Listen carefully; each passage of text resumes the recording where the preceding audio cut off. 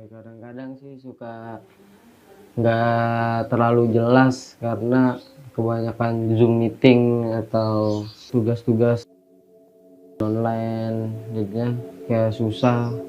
Tatap mukanya kayak misalnya video call doang, Zoom meeting Biasanya kita praktek, cuman kalau dari ini prakteknya di rumah sendiri, terus nanti baru dikasih ke guru. bisa gurunya langsung, ya cuman online, nggak ketemu gurunya secara langsung, nggak diajarin secara langsung, kurang efektif dan kurang enak aja gitu. Harapannya sih cepet-cepet selesai aja ini pandemi COVID, karena pengen sekolah kembali normal dan bisa ketemu teman-teman, ketemu guru, dan bisa kembali belajar normal lagi seperti biasa. Kan biasanya kalau belajar di sekolah itu lebih sering bersosialisasi sama guru dan teman-teman.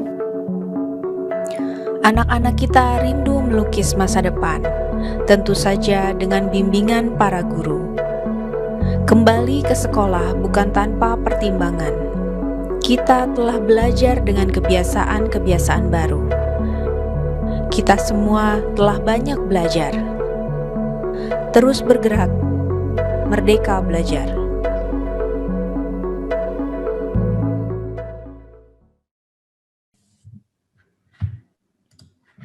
Assalamualaikum warahmatullahi wabarakatuh. Salam sejahtera bagi kita semua. Om Swastiastu, Namo Buddhaya, salam kebajikan.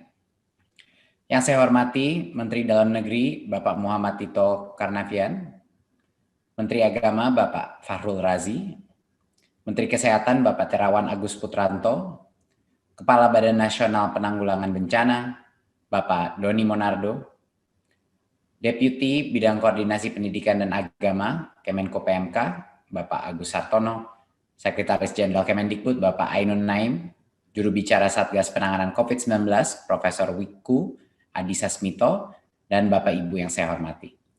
Izinkan saya menyampaikan paparan yang hari ini berfokus kepada pemberian kewenangan bagi pemerintah daerah dalam menyelenggarakan pembelajaran pada semester genap tahun ajaran dan tahun akademik 2020 ke 2021.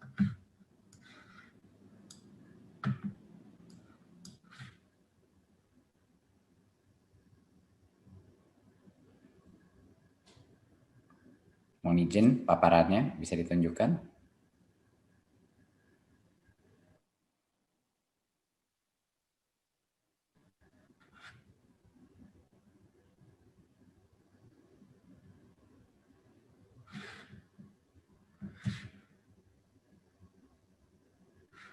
Terima kasih.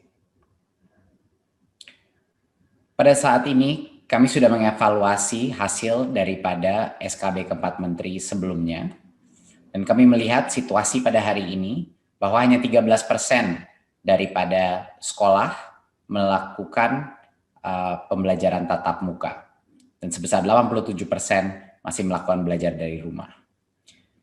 Carta ini menunjukkan berdasarkan zona-zona dari gugus tugas, zona hijau, kuning, oranye, dan merah, dan menunjukkan bahwa di zona kuning dan hijau, di mana sudah diperbolehkan melakukan tatap muka, masih saja banyak sekali sekolah-sekolah yang belum melakukan tatap muka. Dan ini disebabkan beberapa faktor, tapi ini juga menunjukkan bahwa proses untuk persiapan checklist, proses untuk persiapan protokol sekolah tatap muka itu membutuhkan waktu dan membutuhkan disiplin yang tinggi. Jadi ini sekedar pemotretan situasi pada saat ini, dan banyak juga di zona oranye dan merah, walaupun tidak diperkenalkan terbuka, tapi banyak sekali daerah-daerah, desa-desa, dan kelurahan yang merasa sangat sulit untuk melaksanakan PJJ. Yang berikutnya adalah kita harus menyadari bahwa setelah kita mengevaluasi hasil daripada pembelajaran jarak jauh ini, bahwa dampak negatif yang terjadi pada anak itu suatu hal yang nyata dan bisa sekali kalau terus-menerus dilaksanakan bisa menjadi suatu resiko yang permanen. Resiko pertama adalah ancaman putus sekolah, di mana banyak sekali anak-anak yang harus bekerja atau didorong sama orang tuanya untuk bekerja, dan ini berhubungan dengan situasi ekonomi yang tidak memadai. Banyak juga orang tua yang tidak bisa melihat peranan sekolah dalam proses belajar mengajar kalau ini dilakukan secara daring. Dan ini juga menimbulkan banyak sekali orang tua yang skeptis bahwa PJJ ini adalah suatu hal yang benar-benar berperan dalam pendidikan anaknya, sehingga banyak anak juga dikeluarkan dari sekolah, dan resiko ini akan meningkat semakin lama. Kedua adalah berbagai macam resiko, kendala, tumbuh, dan kembang. Kita sudah mengetahui bahwa di daerah-daerah di mana semakin sulit melakukan PJJ, kesenjangan antara pencapaian pembelajaran di daerah-daerah tersebut dibandingkan dengan daerah-daerah yang lebih mapan dan di kota-kota semakin melebar. Dan tentunya pertumbuhan anak-anak kita juga menjadi resiko yang sangat besar. Keikutsertaan dalam PAUD sejak kita melakukan PJJ ini menurun secara drastis, dan APK PAUD ini juga bisa menjadi tren yang akan punya dampak permanen karena banyak sekali anak-anak PAUD yang sekarang tidak sekolah. Dan tentunya resiko learning loss, resiko bahwa ada satu generasi di Indonesia, anak-anak kita yang hilang pembelajarannya dan harus mengejarnya, dan mungkin sebagian akan ketinggalan dan tidak bisa mengejar kembali pada saat kembali sekolah. Jadinya ini adalah suatu urgensi yang sangat penting. Di luar itu tidak kalah pentingnya adalah psikososial dan dampak stres kepada anak-anak kita. Minimnya interaksi anak-anak kita dengan guru, dengan teman-temannya, dengan lingkungan di luarnya, yang menyebabkan tingkat stres di dalam rumah tangga, baik orang tua maupun anak-anak, meningkat secara drastis. Dan ini akan punya dampak permanen juga kepada psikososial anak-anak kita. Seperti yang kita tahu, tidak ada yang namanya pembelajaran tanpa keamanan, perasaan keamanan dan harmoni psikologis dari anak-anak kita. Dan tentunya peningkatan insiden-insiden kekerasan yang terjadi di dalam rumah tangga juga meningkat. Dan ini harus menjadi salah satu pertimbangan kita yang terpenting. Berikut. Penentuan kebijakan ini harus berfokus kepada daerah. Kami terus mendapatkan berbagai macam permintaan dari berbagai macam kepala daerah, kepala dinas untuk meminta pada pemerintah pusat bahwa walaupun zona itu ditentukan per kabupaten, ada banyak sekali desa-desa, ada banyak sekali kecamatan-kecamatan yang menurut evaluasi mereka relatif aman, dan desa-desa tersebut sangat sulit melakukan PJJ. Jadi pemerintah daerah ini adalah pihak yang paling mengetahui, bukan pemerintah pusat, paling mengetahui kondisi dan kebutuhan dan keamanan situasi COVID di daerahnya sendiri. Kondisi dan kebutuhan dari setiap kecamatan atau desa kelurahan dapat bisa sangat bervariasi ya dengan satu dan lainnya. Bisa di dalam kotanya ada kasus-kasus infeksi yang sangat berat, tapi bisa juga ada desa-desa dan area-area yang terpencil yang tidak terdampak. Tetapi tanpa memberikan kemampuan untuk Pemda menentukan mana yang bisa mulai tatap muka, mana yang tidak, kita tidak menghargai perbedaan antara setiap daerah dan dinamika populasi di setiap daerah. Jadi pengambilan kebijakan di sektor pendidikan ini dengan pertimbangan yang holistik dan selaras dengan pengambilan kebijakan pada sektor lain, agar sistem pendidikan kita juga konsisten dengan sektor-sektor lain, dan kebijakan kita mengenai penanganan COVID di sektor-sektor lain itu selaras dan tidak berbeda total. Berikut. 2 prinsip dasar dari kebijakan ini adalah harus dua-duanya, kesehatan, keselamatan, dan juga pertumbuhan dan perkembangan peserta didik menjadi konsiderasi kami untuk melaksanakan kebijakan ini. Tidak bisa satu saja dari kedua prinsip ini yang diprioritaskan. Berikut.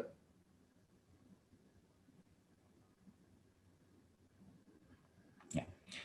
Berarti pemerintah pada hari ini melakukan penyesuaian kebijakan untuk memberikan kewenangan kepada pemerintah daerah, Kanwil atau kantor Kemenag, untuk menentukan pemberian izin pembelajaran tatap muka di sekolah-sekolah di bawah kewenangannya.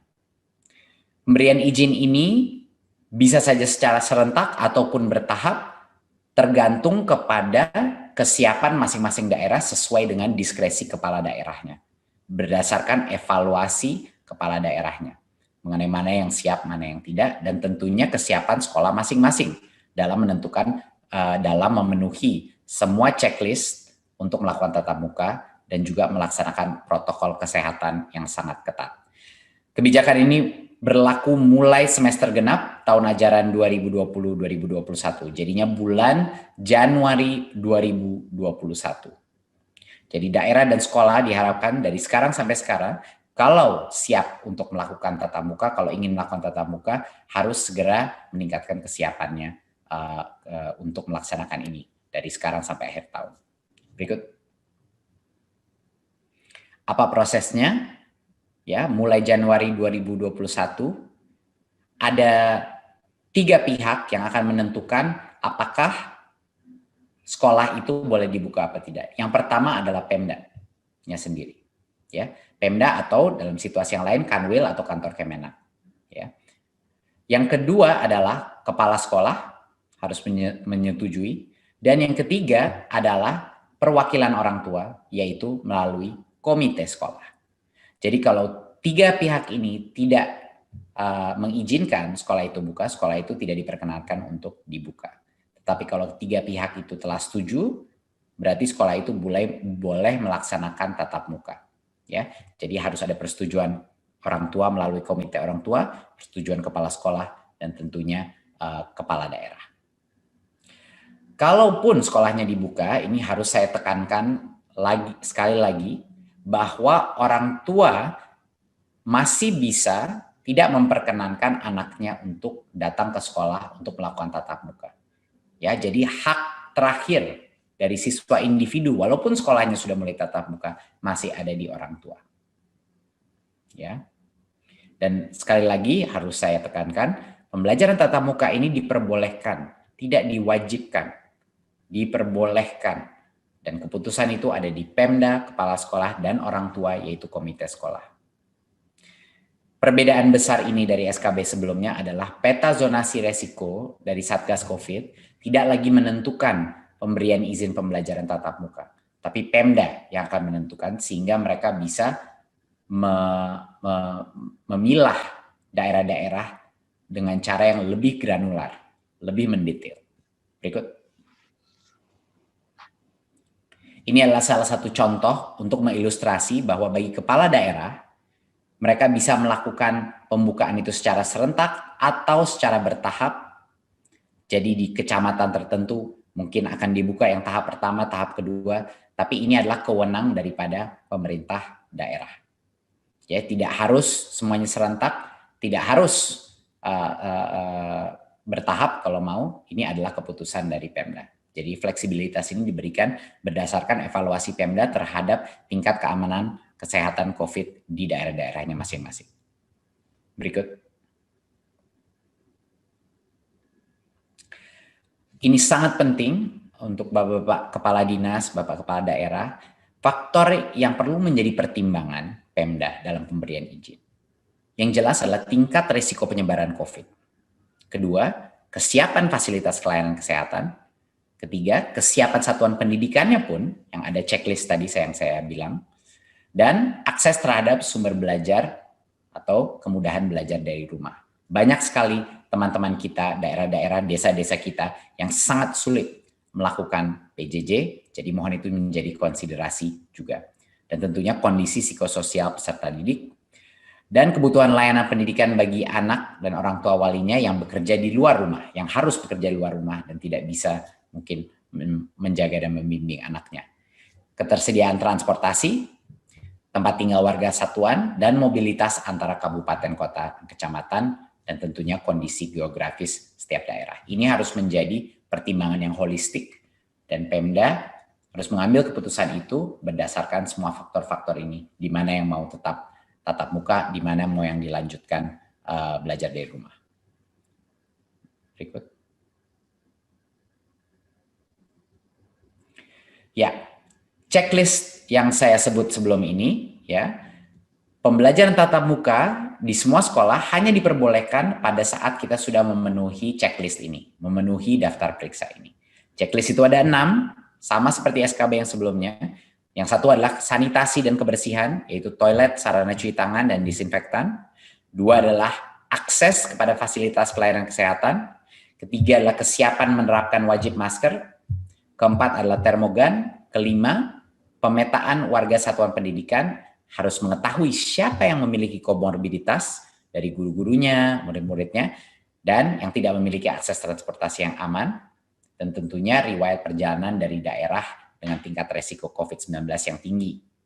Dan yang keenam adalah tentunya persetujuan komite sekolah dan perwakilan orang tua wali. Tanpa persetujuan perwakilan orang tua, sekolah itu tidak diperkenankan untuk dibuka. Jadi ini adalah daftar periksa untuk memberikan kepastian bahwa sekolah itu boleh tatap muka kalau dia mau. Setelah itu, setelah diperbolehkan, kalau misalnya daftar periksa ini sudah terpenuhi, baru kita masuk dalam protokol yang baru. Jadinya pas tatap muka pun dilakukan, protokolnya bukan seperti masuk sekolah normal. Berikut.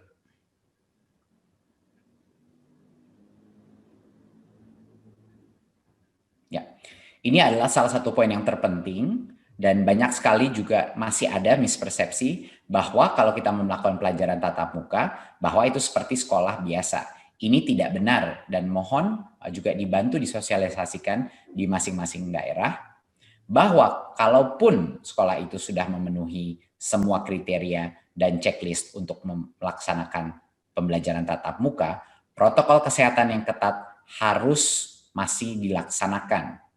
Ya, yang pertama ini adalah standar. Yang pertama yang terpenting adalah kapasitas maksimal itu sekitar 50% dari rata-rata. Jadinya mau tidak mau semua sekolah harus melakukan rotasi atau shifting.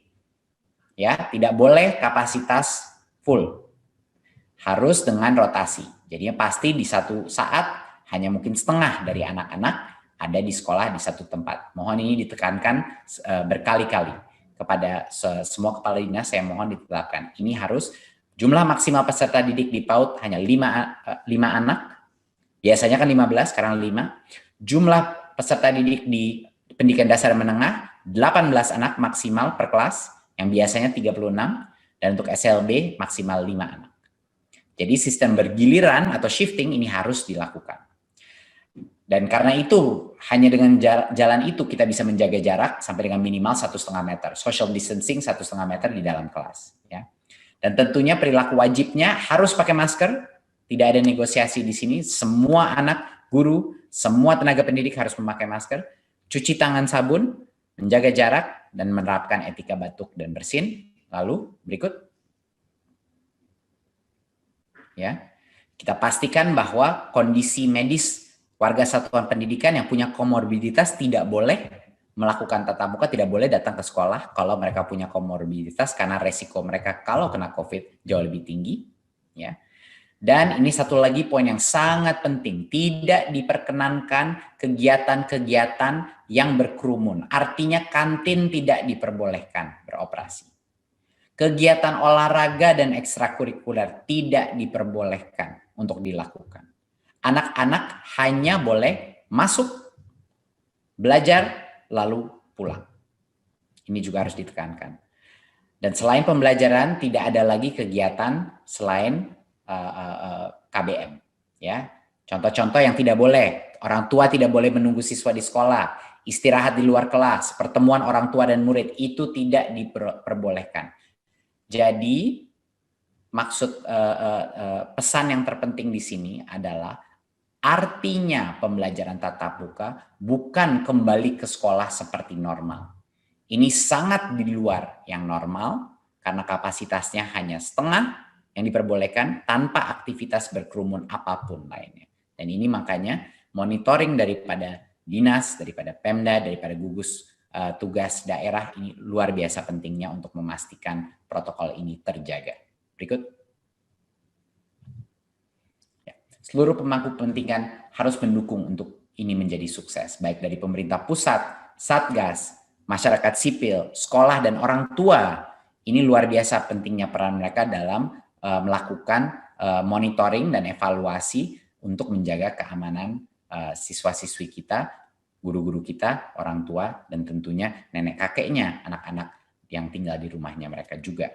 Jadinya di pemerintah daerah pun, Dinas Pendidikan, Kesehatan, dan Perhubungan harap semuanya berkoordinasi untuk memastikan bahwa anak kita bisa kembali ke sekolah tetapi dengan keamanan kesehatan yang terbaik yang bisa kita lakukan. Berikut. Terima kasih Bapak Ibu. Jadi sekian adalah presentasi saya. Semoga memberi kejelasan, semoga juga memberi harapan bagi banyak sekali anak-anak kita yang sangat sulit melaksanakan PJJ. Berdasarkan data kita yang sebelumnya, pada saat kita melakukan relaksasi seperti ini, bahkan masih akan makan waktu berbulan-bulan karena pemenuhan checklistnya dan juga perizinannya, itu akan ada proses dan ada jeda waktu. Tapi kalau kita tidak memulai sekarang, memasuki dan berlatih melakukan new normal ini, saya rasa loss of learning dan resiko psikososial kepada satu generasi anak-anak kita di Indonesia bisa menjadi permanen. Dan itu suatu resiko yang kita harus tangani segera. Terima kasih. Wassalamualaikum warahmatullahi wabarakatuh.